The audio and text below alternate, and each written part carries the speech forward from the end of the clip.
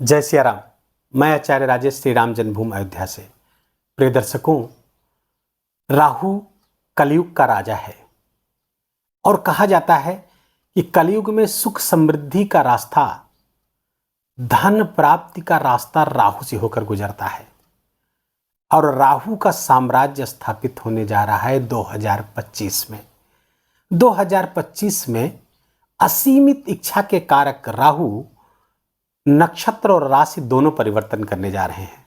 18 मई को राहु अपनी राशि परिवर्तन करके कुंभ राशि पर आ जाएंगे और कुंभ राशि उनकी स्वयं की राशि है और इसे बहुत सारे ज्योतिष ग्रंथों में कुंभ राशि को राहु की मूल त्रिकोण राशि कही गई है और मूल त्रिकोण राशि पर कोई भी ग्रह उच्च के समान परिणाम देता है, आप सब जानते हैं।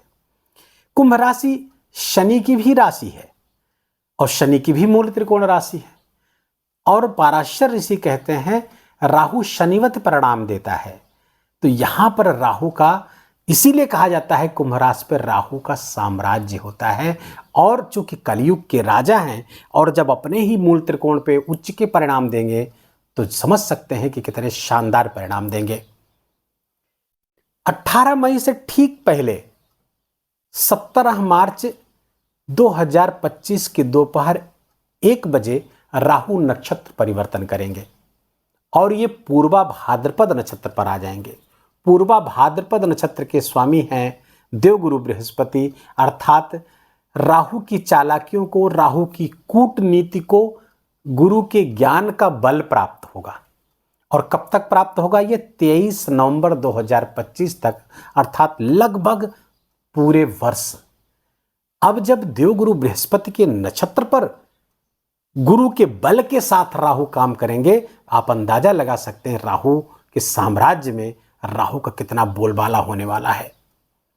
राहु यहां पर बैठ करके बड़े ही शानदार परिणाम लाने वाले हैं। प्रायः मैं देखता हूं कि राहु को लेकर के बहुत डराया जाता है, राहु को लेकर के एक भय का माहौल पैदा किया जाता है। इस वीडियो के पहले भी राहु को लेकर के बहुत सारे वीडियो आप देख चुके होंगे, लेकिन मेरा मानना है राहु से डरने की नहीं, राहु को समझने की आवश्यकता है। यदि राहु को समझ लिया तो राहु आपके लिए वरदान साबित हो सकता है। राहु क्या है? राहु इच्छा है, राहु एक तड़प है। किसके लिए? अपने लक्ष्य की प्राप्ति के लिए। राहु अपने लक्ष्य की प्राप्ति के लिए एक ऑब्सेशन देता है।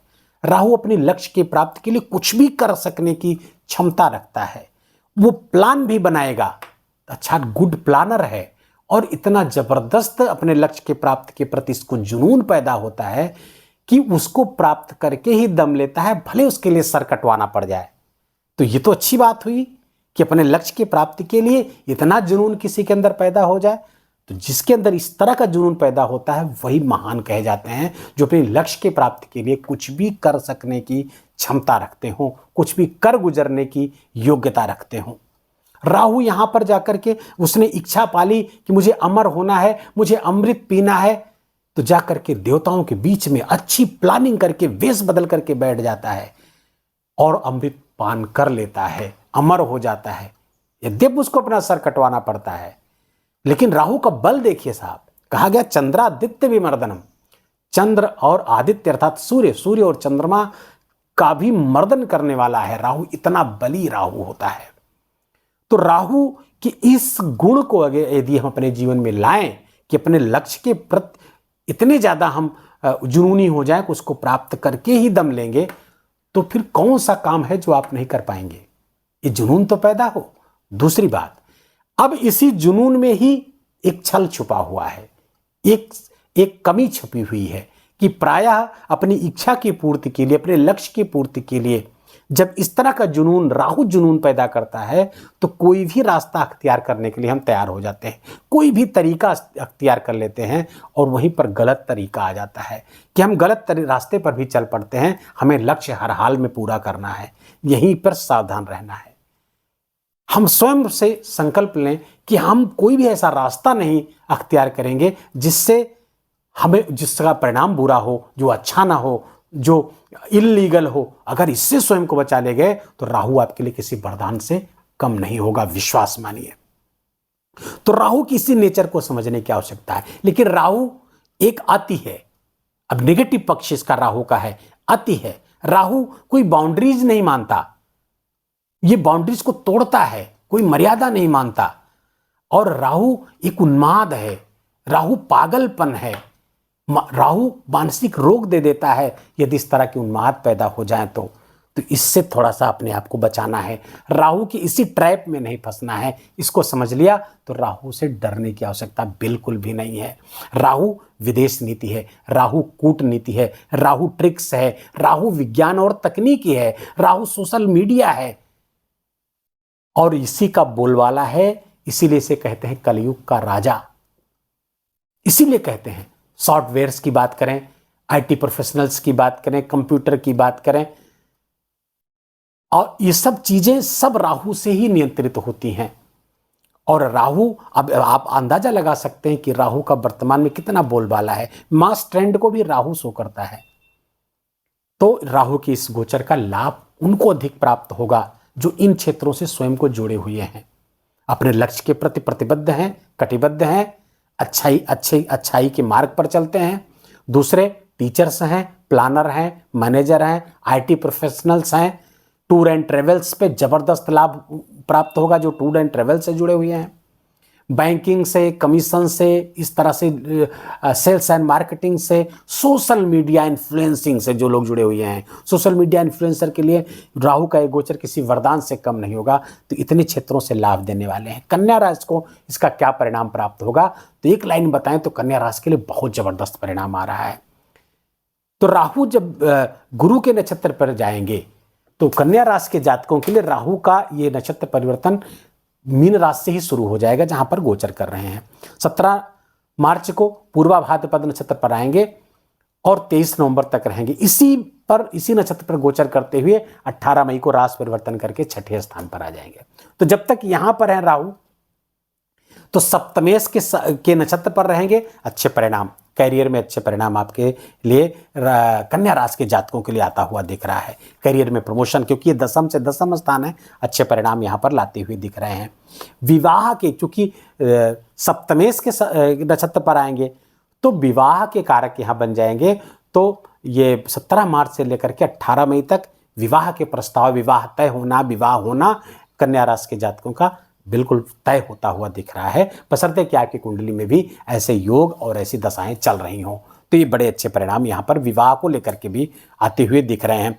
कन्या राशि के जातकों के लिए पार्टनरशिप में विशेष लाभ देने वाले हैं। पार्टनरशिप में, व्यापार व्यवसाय में जबरदस्त लाभ देंगे। खासकर यदि विवाह अगर आपका जो व्यापार व्यवसाय है पार्टनरशिप में हो तो वहाँ पर विशेष अच्छे परिणाम देते हुए दिख रहे हैं।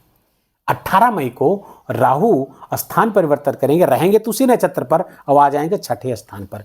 छठे का राहु राजयोग कारक होता है। तृतीय, षष्ठे, एकादशे राहु राजयोगो प्रचक्षते, यहाँ पर राजयोग कारक हो जाएगा। फलता रोग, ऋण और शत्रु का समन करेगा, रोग ऋण और शत्रु का विनाश करेगा राहु यहाँ पर। अब राहु जहां पर एक तरफ से रोग का विनाश करेगा, ऋण का, कोई लोन वगैरह चल रहा है उसको समाप्त करेगा, और कहीं शत्रुता चल रही है, कोई कोर्ट में वाद विवाद चल रहा है, उस सब का भी विनाश यहां पर राहु करने वाले हैं। राहु यहां पर कंपटीशन में विजय देंगे, चाहे वो प्रतियोगी परीक्षाओं में आप हो या कहीं भी कोई व्यापारिक कंपटीशन, किसी भी तरीके का कंपटीशन हो, वहां पर आपको विजय देते हुए दिख रहे हैं। कॉन्ट्रैक्ट, जो लोग कॉन्ट्रैक्टर हैं उनके लिए ऐसा राहु जबरदस्त है। छठे राहु कन्या राशि के जातक जो कॉन्ट्रैक्ट देते हैं, जो बिड देते हैं, बिड भरते हैं नीलामी वगैरह में, सब में आपका ही काम बोलबाला रहने वाला है। कन्या राशि के जातकों के लिए जबरदस्त लाभ यहाँ पर बैठ करके राहु देंगे। लेकिन राहु छठे स्थान पर कुछ पेट संबंधी समस्याएं भी देंगे, खासकर कॉन्स्टिपेशन संबंधी समस्याएं हो सकती हैं। अगर आपको पहले से पाइल्स, फिस्टुला आदि है तो उस समस्या को बढ़ा देंगे। थोड़ा सा यहाँ सावधान रहे। और लीवर के प्रति भी आपको सचेत रहना है, क्योंकि देवगुरु बृहस्पति लीवर के कारक होते हैं, उस पर राहु जाएगा तो लीवर से संबंधित समस्याएं कन्या राशि के जातकों को हो सकती है। तो पेट का विशेष ख्याल रखना है। बाकी हर तरफ से राहु का गोचर आपके लिए लाभकारी है। यहाँ बैठ के राहु आपके दशम स्थान को देखेंगे, 5वीं दृष्टि से दशम स्थान पर राहु बली होते हैं। फलतः आपके करियर में उन्नति, श्रेष्ठता यहाँ पर देते हुए दिख रहे हैं। राजनीति से जुड़े हुए हैं तो ये राहु आपके लिए विशेष फायदेमंद होगा। राहु की द्वादश पे दृष्टि पड़ेगी, उसकी 7वीं दृष्टि, जिससे आपको फॉरेन से जुड़ने का मौका मिलेगा, विदेश यात्रा करना चाह रहे हैं, फिर आपका कोई बिजनेस है, एक्सपोर्ट इंपोर्ट का, सर्विस करते हैं, नौकरी करते हैं, आप मल्टीनेशनल एमएनसीज में काम करते हैं, वहाँ सब पे राहु जबरदस्त लाभ होता हुआ दिख रहा है। लेकिन यहाँ पर थोड़ा खर्चे भी बढ़ाएंगे जब राहु की दृष्टि द्वादश स्थान पर पड़ेगी। यद्यपि राहु की द्वादश स्थान पर दृष्टि वैदेशिक मामलों के लिए बहुत अच्छी रहने वाली है। राहु की जो 9वीं दृष्टि है आपके धन स्थान पर पड़ेगी, तो धन का व्यय कराएंगे कहाँ पर? रोग ऋण शत्रु, वहाँ से मुक्ति चूक दिलाएंगे आपको, वहाँ रोग ऋण शत्रु को समाप्त करेंगे, तो धन का कुछ व्यय यहाँ पर करवाएंगे रोग ऋण शत्रु से मुक्त होने के लिए। तो ये अच्छा है, उससे आप मुक्त कराएंगे, कुछ धन का भी व्यय यहाँ पर कराएंगे। यहाँ पर जब तक रहेंगे और यहाँ पर 1.5 वर्ष के लिए राहु रहेंगे, बहुत ही शानदार परिणाम आपके लिए कन्या राशि के जातकों के लिए लेकर के आ रहे हैं। लेकिन ध्यान रहे, राहु यहाँ पर 18 मई तक रहेंगे सप्तम स्थान पर, शनिदेव यहाँ गोचर कर रहे हैं और 29 मार्च को यहाँ आपके सप्तम स्थान पर आएंगे। तो लगभग 50 दिनों के लिए राहु और शनि की युति बनने वाली है आपके सप्तम स्थान पर।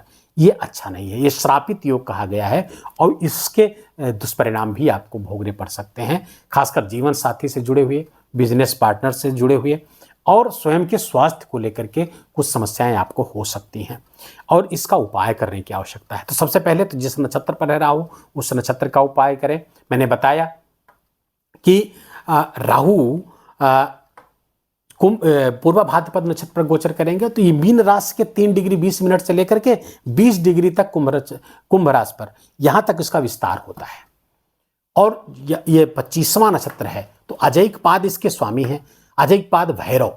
तो अजैक पाद भैरव के नाम का जप करना होगा। ओम अजैक पादाय नमः, इस मंत्र का निरंतर जप करें 108 बार, कम से कम, ज्यादा कर सके तो ज्यादा, रुद्राक्ष की माला पर। दूसरा, रुद्राक्ष धारण, 8 मुखी रुद्राक्ष और 10 मुखी रुद्राक्ष। 8 मुखी रुद्राक्ष राहु का कारक है और 10 मुखी रुद्राक्ष देवगुरु बृहस्पति का कारक है। तो इनको धारण करने से भी आपको बहुत विशेष लाभ प्राप्त होता हुआ दिखेगा। तीसरा, पूर्वा भाद्रपद नक्षत्र का जो चिन्ह है, जो मार्क है, वो है शेर। तो शेर का चित्र अपने ऑफिस में, घर में, अपने मोबाइल के वॉलपेपर पे लगाने से आपको विशेष लाभ होगा। आपका नक्षत्र एक्टिवेट होगा, पूर्वा भाद्रपद नक्षत्र एक्टिवेट होगा। तीसरा, राहु को 12 अवतार से जोड़ा जाता है। भगवान विष्णु का जो अवतार है 12 अवतार, उससे भी राहु को जोड़ा जाता है। तो 12 अवतार की कथा सुनना, पढ़ना, 12 अवतार की फोटो लगाना ऑफिस में, घर में या अपने मोबाइल के वॉलपेपर पे, उससे भी राहु नियंत्रित होता है। दुर्गा जी के किसी मंत्र का जप अवश्य और अनिवार्य रूप से आपको करना चाहिए, जिससे राहु का जो शुभ परिणाम आपको प्राप्त होने वाला है वो अधिक से अधिक आपको प्राप्त हो। वीडियो को यहीं विराम देंगे। वीडियो अच्छा लगा हो, आपके काम का लगा हो, मेरा बोलना आपका सुनना दोनों सार्थक हुआ हो, तो कृपा करके वीडियो को लाइक करिएगा, अपनों के साथ शेयर करके उनको भी इस वीडियो का लाभ कराइए और कमेंट में जाकर के जय सिया राम लिखना बिल्कुल भी मत भूलिएगा। मेरा विशेष निवेदन, विशेष आग्रह आपसे।